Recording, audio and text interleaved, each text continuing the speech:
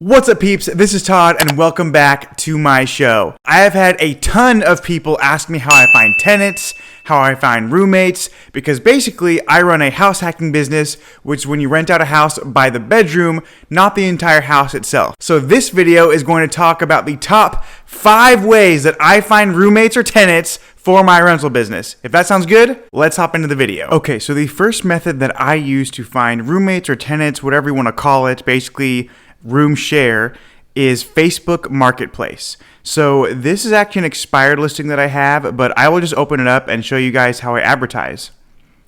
So obviously you want to have a lot of photos, so I'll just run through these real quick. I found that if you have photos of yourself in the ads, it actually really helps, especially if you're trying to find roommates for a house that you live in.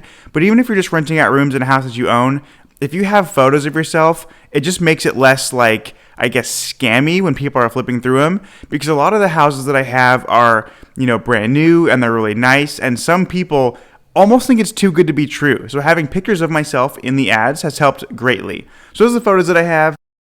And then you have, details about the room, so you can just put all this details in there. And then, of course, I have a description. So if I go down to more, it'll just show all of this text here. So this is stuff that I have about the room itself, which I'll go into further detail later. But Facebook Marketplace comes in at number 5 for me, and that is because Facebook Marketplace, you get a lot of hits, but I haven't gotten most of my tenants from Facebook Marketplace. So as I continue to go through, I'll talk about which one is my number 1. But Facebook Marketplace is definitely number 5 when it comes to room rentals. So the second method that I use is an app called Renthoop. Now, I am friends with the CEO of Renthoop. I started using this before I ever met him, but after using Renthoop, I actually became one of his biggest daily active users because I had so many properties and so many rooms, I was almost constantly on Renthoop looking for roommates. The way Renthoop works is you basically scroll through almost like it's Tinder, and you can swipe right on a roommate that you think you would be a good fit, and you swipe left on people that you don't think would be a good fit. And if you and that other person swipe right, then you can start a conversation and you can talk about living together and, roommate preferences and deal breakers. Now, I'm not going to go a ton into this app because the CEO of Renthoop, a man by the name of Paul Burke, who I am friends with now, he actually started a new company, and it sounds like that will be taking over. So Renthoop was really good back when he was running it, but I think he's probably going to sell it to an investor in Silicon Valley and jump ship to another company. When he does that, I will update you guys with another avenue of how to find renters. Also, a pro tip is I would advertise on all of these places: Facebook Marketplace, Renthoop, and the spots that I'm going to talk about next. So the number 3 way to find roommates is a company called Rumi. So this is another website. You can have listings. This is another one of my houses. So I'll just show it to you. It's very similar to the house you just looked at, but there are some differences here. But this is another house that I have that I rent out by the bedrooms. And I have gotten several roommates/tenants through Rumi for this house in particular and for some of my other houses. And so it's pretty basic. This company is really good. You can see all the listings that they have on here, so you can see your competition. You can see what other rooms are listed at, and then you can also see this little notification bell here. You can see if somebody favorited your listing or not. So I have people that favorite the listing or they want to talk. So you get a little notification here. So this guy, for example, favorited the listing, and he talks about himself. Says easygoing. You can see he's 32. And you can see he's Facebook verified, which means his Facebook profile matches his Rumi profile. So if I want to message this guy, I can just click this message button. Oh, sorry. This is going to do a background check, which I'm not going to do right now in the interest of time. But this is just so you guys know. The people looking for rooms and the people who have rooms for rent, both of those people have an opportunity to take a background check. But I'm obviously not going to do that right now just because you guys don't want to sit through taking a background check.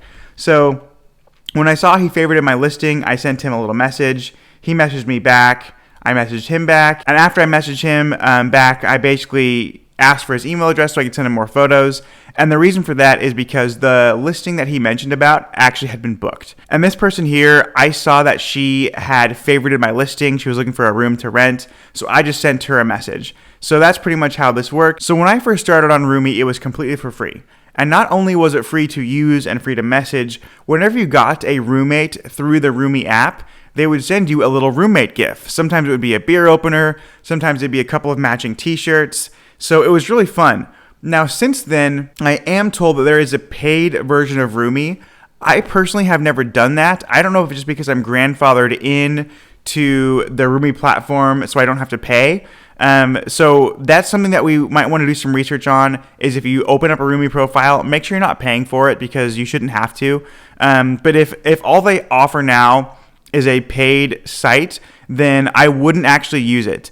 So use it absolutely if it's free, but there's so many free resources out there. There is no reason to pay for advertising. You can do so many things for free out there. You can list it in so many different places, but assuming that doesn't cost you any money, I definitely recommend Roomi as one of the places you list. And then this is my profile. So anyone looking for a room, in addition to seeing my listing and seeing all the photos of my houses, they can come to my profile and they can see basically this little bio about me. They can see what I do, that I worked in insurance. They can look at my profile picture.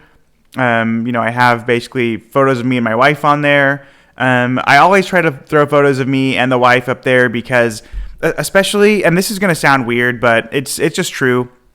If you're a guy and there's a young woman who's looking for a room to rent, there's some sort of, I don't want to say fear there, but if you have pictures of you and your girlfriend or your spouse or your wife or whatever, it really just does help with the sort of intimidation factor and the creepy factor, if you will, especially if you're going to be the one messaging them. If they message you, it's a little bit different, but it is less threatening when you have nice, kind of fun, fluffy photos, especially if you can have, your spouse in there too. It makes you also seem more like a real person and not just some scam artist trying to get money or rip people off. So the number 2 website that I use to get my tenants is Craigslist. I've gotten so many tenants off of Craigslist, and I'll just show you my ad. Feel free to pause the video if you want. There's this description of my entire ad that I use, and at the bottom, I always link to my social media.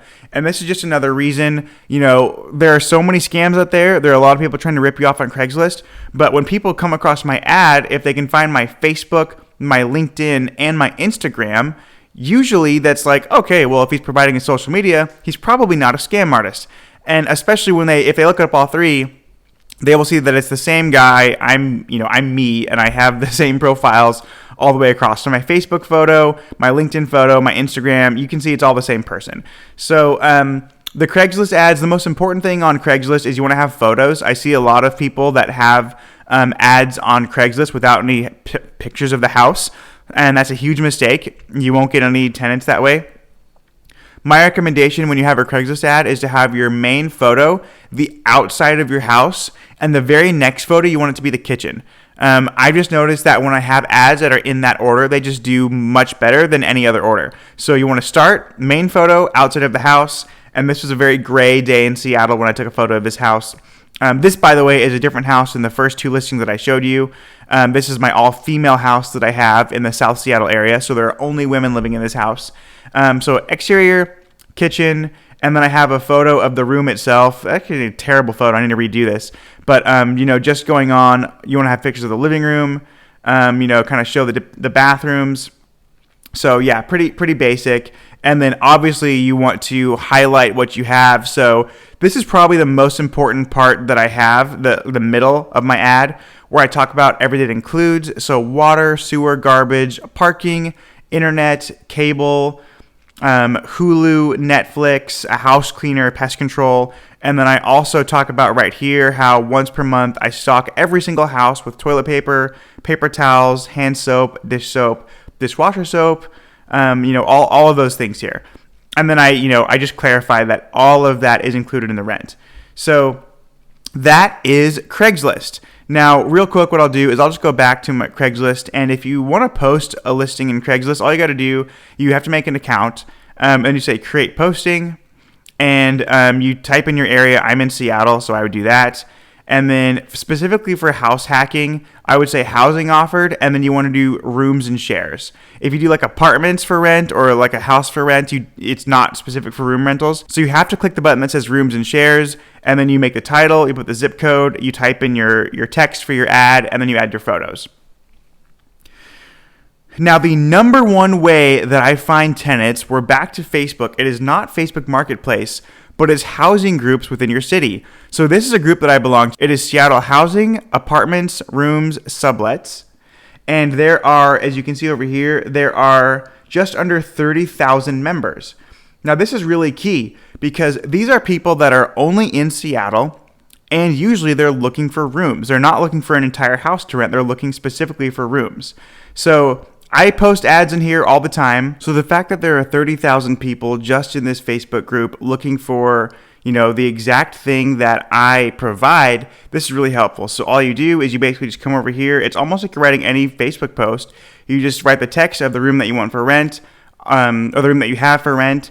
Obviously, you want to upload photos, and that is pretty much it. So this is just a quick, breakdown of the top 5 ways that I find tenants. So Facebook Marketplace, Renthoop, Rumi, Craigslist, and Facebook groups.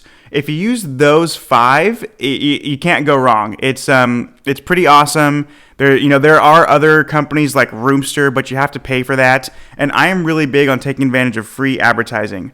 Well, that is it, guys. I will see you in the next video. Peace.